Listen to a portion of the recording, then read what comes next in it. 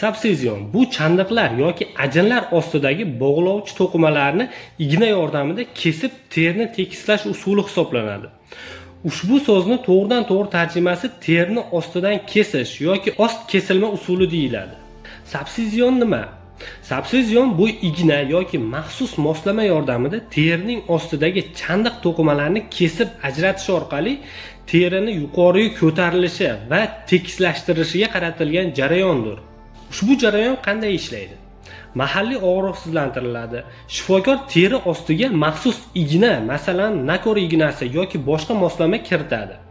Chandiq yoki ajin ostidagi fibrotik bog'lovchi to'qimalar kesib tashlanadi. Bu joyga oz miqdorda qon ketadi. Natijada yangi kollagen hosil bo'lishi boshlanadi. Bu kollagen esa terini to'ldirib, silliqlashga yordam beradi. Ushbu jarayon qachon ishlatiladi? Ichkariga botgan chandiqlar bo'lsa, striyalarda, ajinlar, ayniqsa chuqur mimik ajinlar bo'lsa, ushbu jarayon amalga oshiriladi. Subsizionni afzalliklari: minimal invaziv. Ushbu amaliyotdan so'ng natijalar tabiiy bo'ladi. Kollagen hosil bo'lishi rag'batlantiriladi. Boshqa davolash usullari bilan birga ishlatilish mumkin. Masalan, PRP, lazer usullari bilan.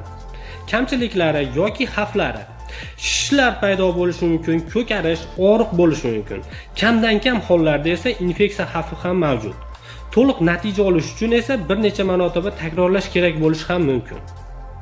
Ushbu ma'lumot sizga foydali bo'lgan bo'lsa, videoga like bosing va bizga obuna bo'lishni unutmang.